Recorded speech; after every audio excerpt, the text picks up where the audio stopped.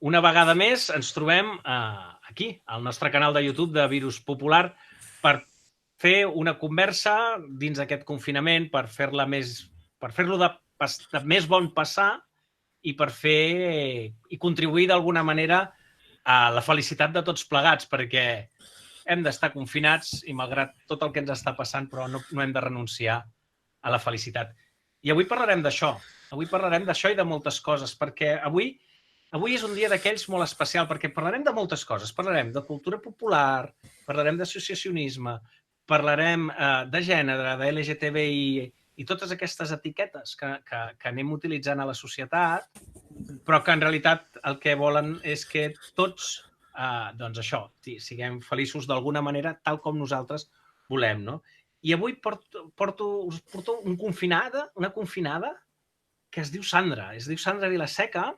La Sandra Vilaseca és una persona que té una trajectòria molt llarga en el món de la cultura popular a Barcelona. Ha estat, primer de tot, Sandra Vilaseca, bon dia, bona tarda, bona nit. Ja saps que mai saps quan ens veuran. Què tal? Molt bé. Hola, bones, molt bé. Estem aquí semiconfinades perquè jo surto a treballar de tant en tant, però amb la mateixa energia que per dir que la gent que s'ha de quedar a casa que es quedi a casa, home, que això també és important. Si estem confinats, almenys quedem a casa els que podem. Doncs ja ho veieu, la Sandra és essencial per la seva feina i és essencial pel que avui ens ve a explicar també, perquè la Sandra és una persona que ha fet el trànsit, ha fet el procés de fer un canvi de sexe. I la Sandra, doncs, avui l'hem confinada, l'hem convidat perquè ens expliqui, sense cap mena de tabú, si és que es pot dir així, o sense cap mena de filtre, que ens expliqui aquest procés pels que som com nosaltres, o com jo mateix, que vinc d'una tradició clàssica, d'educació clàssica, doncs que ens expliqui, perquè hi ha coses que nosaltres ens ajudi a entendre tota aquesta realitat que envolta a les persones que decideixen d'una manera valenta en un moment determinat de la seva vida fer aquest pas perquè volen ser, fer aquest pas i la societat de vegades això de manera genèrica o general, cada cop menys per sort, però no ho entenem gaire bé i cada cop per sort, jo hi veig amb els meus fills que tots aquests temes els entenen d'una manera molt més natural i fins i tot no se'ls fa estrany. Sandra, explica'ns d'alguna manera, que ja sé que entrem dintre la teva intimitat, per tant, tu ets la persona que poses les línies vermelles dels que vols explicar i el que no, com hi ha un moment que en el teu periple existencial decideixes de deixar de ser aquell noi o aquella noia, o en aquest cas tu deixar de ser aquell noi, i decideixes fer aquest procés de canviar la teva identitat i canviar la teva, o millor dit, no canviar la teva identitat, sinó refermar, en aquest cas, la teva identitat cap a on tu la senties i què és el que et consideres, no? Doncs, aviam, primer de tot, una persona trans necessita és un clic. El clic mental i prou ja de patiments, prou ja d'amagar-te, prou ja de fingir el que no ets i de mostrar una imatge de tu que no és la que tu vols que la gent vegi. Ser trans és una cosa, com jo dic sempre, circumstancial. Jo soc una dona que circumstancialment soc trans. He pogut fer aquesta expressió ara quan moltíssima gent del meu col·lectiu trans ho ha fet molt abans. Per què?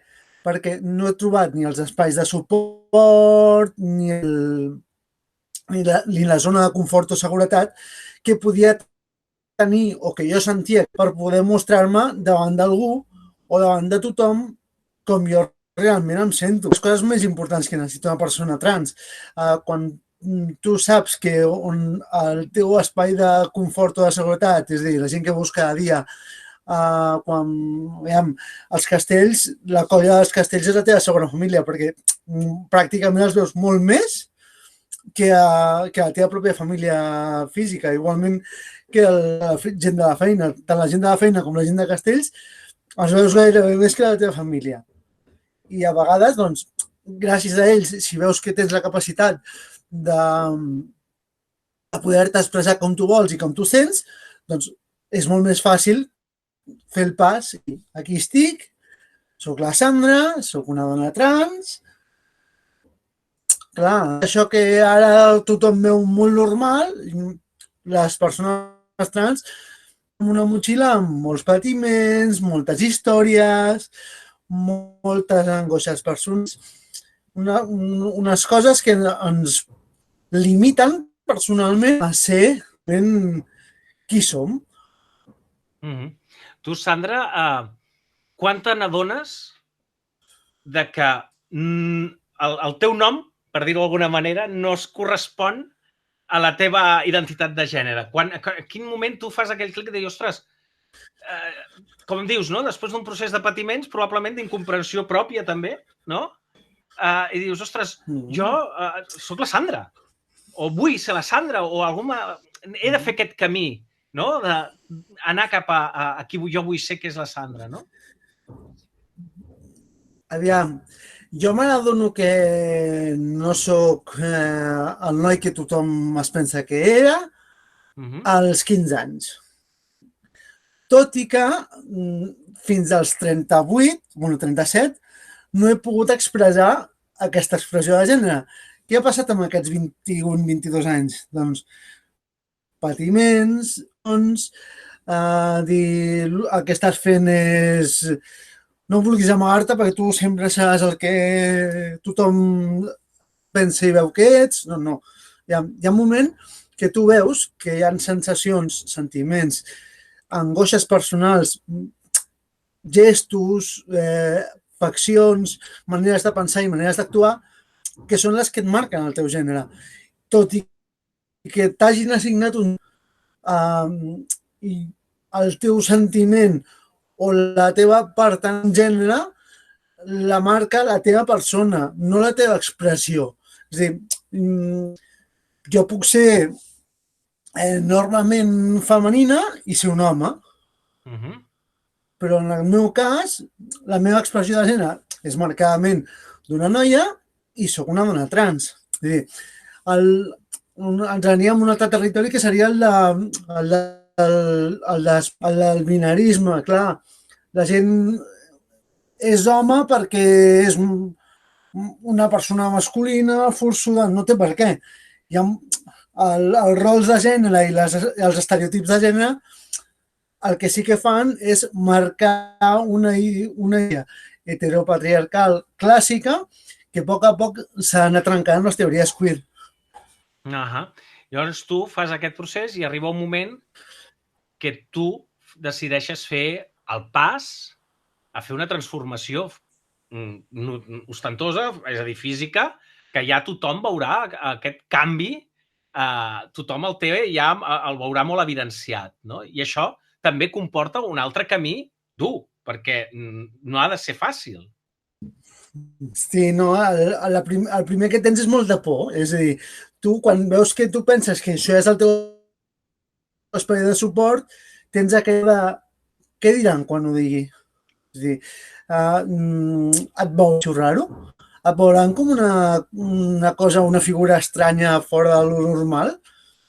Doncs el que penso jo és no t'ho han de veure així. El que has de fer, jo dic moltes vegades el que jo no transito sola. És a dir, el meu trànsit de gènere no l'estic. Jo transito físicament sola, és a dir, el que transita físicament sóc jo, però jo estic ajudant a la gent del meu entorn a comprendre quina és el patiment, la idiosincràsia o tot el que pugui tindre, inclòs el col·lectiu trans. És a dir, la gent està aprenent quins són els patiments d'una persona trans. Els desajustos hormonals que tinc, que sembla que... Clar, jo biològicament no puc tenir el període que tenen totes les dones cis i alguns homes trans, que és la regla, però hormonalment, els meus desajustos hormonals, a vegades, sembla que jo pateixi com si tingués la regla, com una dona cis. Clar, però a vegades els desajustos hormonals que genera el meu tractament, totes les angoixes que una dona o un home trans, ja. La gent del nostre entorn aprèn amb tot el que anem vivint cada dia. Quan jo faig jo què sé, que em ve molt de gust, molt de gust, molt de gust, un tipus de peça de roba determinada, doncs abans ni la molèstia, hi ha moltes vegades instintiu envio whatsapps a alguna persona de confiança ja pot ser de la colla o del meu entorn i dic això, tu creus que aniré així per anar cap a l'assaig i després no t'estrafolaries? Doncs hi ha moltes coses que vas canviant i com suport confies més en la gent, parles més, tothom diu que soc molt més oberta ara.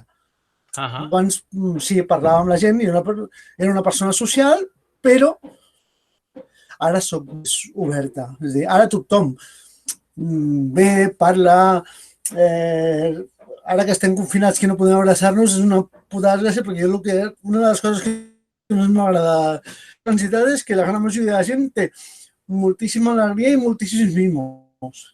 I clar, això és l'essència del contacte físic emocional es nota molt.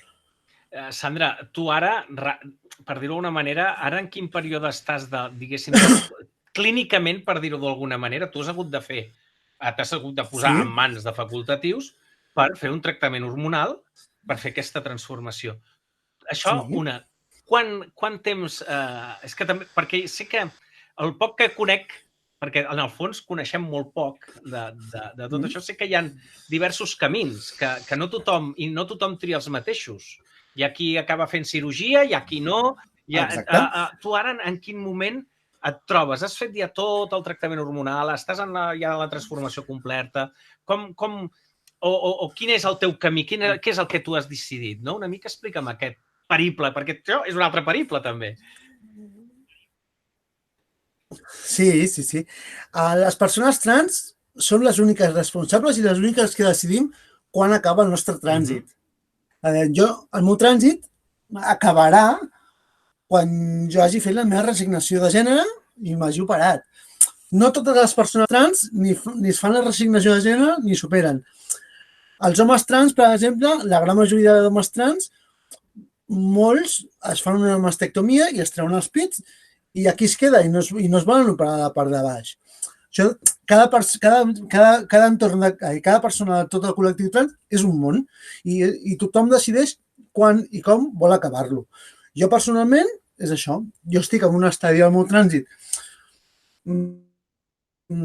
molt avançat, però clar, com que la llista d'espera de les operacions són enormement grans, jo ara mateix estic a l'espera de que m'arribi la carta i digui ja se t'acosta el moment d'operar-te. Haurà acabat el trànsit? Inicialment penso que sí, però mai se sap, perquè el teu cos, tu cada vegada no l'esculpeixes, perquè no m'agrada dir-ho així, sinó te l'estàs amollant. És a dir, tu t'estàs fent la teva imatge. Jo m'estic construint la meva imatge. A poc, la gent ha anat veient tots els meus canvis evolutius en tan sols un any. Si algú veiés una foto meva del gener de l'any passat o del Santa Eulàlia de l'any passat, que va ser la primera actuació on jo clarament ja estava iniciant el trànsit de gènere, doncs enormement brutal, perquè no només és... Sí, jo en dono fe, l'estètica femenina, és... Clar, és que he perdut també uns quants quilos de pes, tot el meu cos està tan bastant... La meva cara de felicitat m'ho diu molt. Al principi tenia molta il·lusió i moltes ganes, però tenia molta por de trobar-me molts rebutjos a moltes places i molts espais. I a poc, anant, com dic jo, a base de fer pedra picada i pedagogia, perquè de fet, clar, a part de fer castells, faig activisme LGTBI, col·laboro amb la coordinadora de colles castelleres de Catalunya a la Comissió d'Equitat. Anant així, fent feina, picant, obrint espais de debat LGTBI al món casteller, perquè, de fet, aquesta setmana passada, el diumenge va fer un any d'una presentació que es va fer a la plaça de la Revolució de Gràcia de la Comissió LGTBI dels Castellers, que és la primera colla de la ciutat amb aquest tipus d'exclusiva. De fet, hi ha moltes coses de la ciutat són obertament LGTBI friendly o, de fet, la gran majoria de colles ho són, tot i que no tenim per què tenir l'etiqueta aquesta de ser LGTBI friendly. És a dir, les colles ja de per si és un enormement acollidor. I clar, tot i ser el món casteller molt masclista, molt clàssic, hi ha moltes coses que la gran majoria de colles castelleres tenim tan mimetitzada que sembla molt normal, el que a molta gent li estranya molt. I el món casteller és això. Hem parlat del teu procés personal, hem parlat del teu procés o viatge clínic, per dir-ho d'alguna manera, o no sé, o facultatiu, no sé com s'ha d'anomenar. Sí. I ara entrem amb el que tu ja estaves introduint ara, el teu viatge social, perquè això té una vessant social. I tu, en aquest cas, ja ho has apuntat, no? Tens la sort de ser una persona tremendament compromesa, tremendament associativa. Has trobat, et consideres una persona afortunada o una persona, o has trobat el recolzament precisament en això, tu ja ho apuntaves, precisament en l'associacionisme, en aquest cas, pel fet de tu ja tenies una trajectòria molt llarga en els col·lectius de cultura popular de Barcelona, però ara tu la teva vida associativa està molt marcada dintre dels castellers de Barcelona, precisament. Has trobat en aquest... Tu abans començaves que deies que els castellers de Barcelona o les colles de Castell són la teva segona família, no? Has trobat aquell recolzament, aquell entorn que ha fet que precisament aquesta opció que tu has agafat doncs, sigui un entorn confortable, que et recolza, que t'empeny endavant, no? Que t'empeny endavant i que t'ajuda doncs, a culminar aquesta opció de vida que tu has decidit? Sí, aviam, el trobar suport hi és perquè la gran majoria de gent que està, diguem-ne, tant al capdavant com dintre del teixit intern d'una entitat, parteixes de base que la gran majoria d'entitats de cultura popular són espais oberts. Hi ha el fet del col·lectiu que està molt integrat i molt dins del teixit associatiu de la ciutat. Que no està visible, és lògic, perquè tampoc ha d'estar tan visible a vegades. El difícil és que una persona trans sigui visible dintre del col·lectiu per la senzilla raó perquè no és que no es vulgui visibilitzar, sinó que quan la vols naturalitzar, per no semblar una persona rara, un bitxo estrany, la feina és, no més que de visibilització, és de naturalització. Aquí estem, som una persona més, som del mateix entorn que tu, estem intentant parlar amb tothom, ser com altres, tot igual. I clar, quan tu veus aquesta naturalització, la gent diu, si no sou bitxos raros, perquè el primer que té una persona cis a veure una persona trans és dir, ui, què tinc davant? No, una persona com tu. L'únic que la meva expressió de gènere és lleugerament diferent o la meva imatge és lleugerament diferent que una persona cis com les altres. Per tant, consideres d'alguna manera, ja no pel fet de ser trans o pel fet de no ser trans o el fet de qualsevol opció de vida que prenguem les persones lliurement, creus que la gent que estem en els col·lectius de cultura popular ens podem considerar tots relativament persones afortunades per tenir aquest coixí que ens ajuda a avançar en la vida a les bones, a les dures i a les madures? Sí, formes part d'un col·lectiu del món associatiu, bàsicament també sobretot de la cultura popular, ja ets una persona que té un esperit integrador molt més obert que altres. Perquè tu vas a trobar-te amb gent que no tens, amb perdons, ni punyetera quin és el seu origen, ni la seva ideologia, ni res. Només t'uneix la passió per la cultura popular. És a dir, als castells et pots trobar gent d'origen llatí, gent d'origen africà, tant sigui el color de pell és totalment indiferent. Gent de països asiàtics, gent d'Amèrica Llatina, gent dels Estats Units, perquè de fet a Castellers del Sonar, no sé, si no m'equivoco, tenim un plec de nacionalitats i orígens ètnics brutal. És a dir, ja tens aquesta base dels orígens ètnics. I clar, un cop la base dels orígens ètnics, religiosos també, ja poses un camí més fàcil a tot l'altre tipus d'especificitats sociològiques, tant siguin a col·lectius LGTBI, temes religiosos que potser com que el fet dels castells que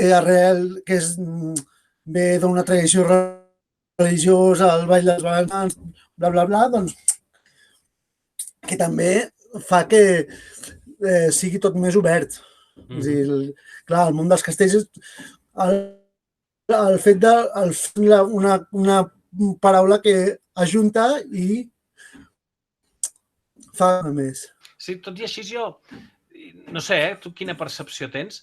Jo tot i així segueixo tenint la percepció que la cultura popular, almenys pel que faria més amb la seva gestió que no pas en la seva execució, em refereixo doncs a la direcció de les entitats, etc., continua sent com un entorn molt masclista. Ho és? Sí, això sense dubte. Sí, sense dubte. Tot i que tinc la sort de formar part d'una colla que ha tingut una alta presència de dones als càrrecs directius, hem tingut 2 dones caps de colla i, de fet, la presència de la dona tant als Món dels Castells com a la colla de Castellers de Barcelona és molt activa i viva. Si t'ho trasllado al món associatiu o de la cultura popular de la ciutat, això sí que puc dir que falta molt, molt, molt, perquè la dona ja no parlo ni de trans ni cis ni res, la dona en si ja tingui un paper més representatiu dintre de la cultura popular, que és una cosa que picant pedra ho aconseguirem totes. Estem arribant ja als límits del temps. Jo et vull agrair aquesta conversa franca, una conversa que és una entrevista, però que és una conversa, te la vull agrair molt. Llavors, nosaltres sempre aquests dies, jo sé que treballes amb un servei essencial i que sé que ens has de deixar ara sortir corrent perquè has d'anar a treballar, però jo a tots els nostres confinats, confinades, els hi hem preguntat el mateix perquè pensem que és el que són les preguntes claus que en aquests moments estan a dintre del país colpejant la nostra ment constantment. La primera és si t'has rentat les mans. Ui, sí, això és un vici que ja tenia adquirit abans, però ara el tinc enormement més adquirit. Si abans ho feia un parell de cops cada hora, ara a vegades soc molt pesada i més clar, com que a la feina utilitzem guants i ens posem el gel hidroalcohòlic tant a sobre dels guants com abans de posar-te els guants, el tema de rentar-se les mans ja és una cosa que és molt, molt habitual. I la segona, que és la pregunta nacional. Estàs ben proveïda de paper de vàter?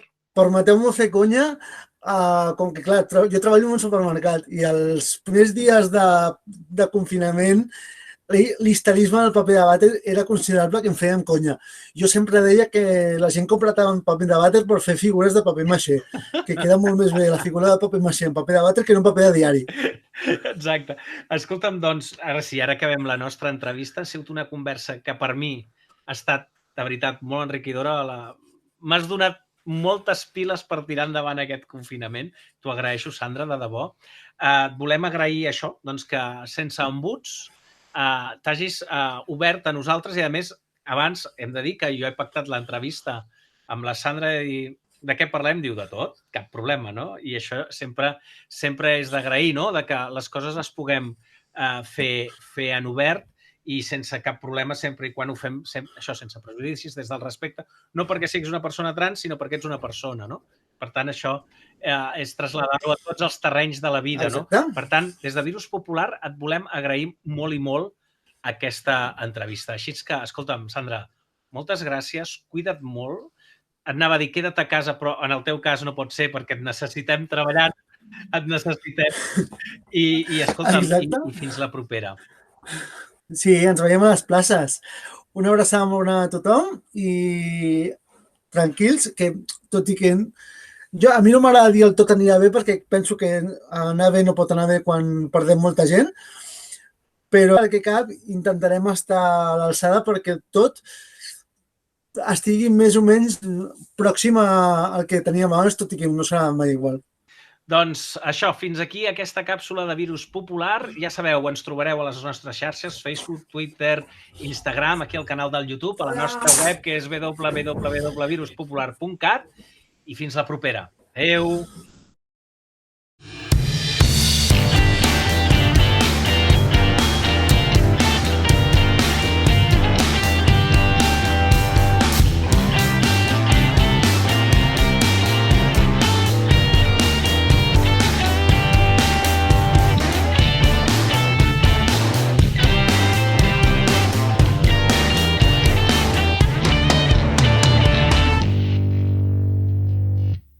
Sandra Vilaseca, m'autoritzes a fer aquest enregistrament per poder-lo fer-lo públic a Virus Popular? Sí, senyor. És com allò del sí, quiero. Sí.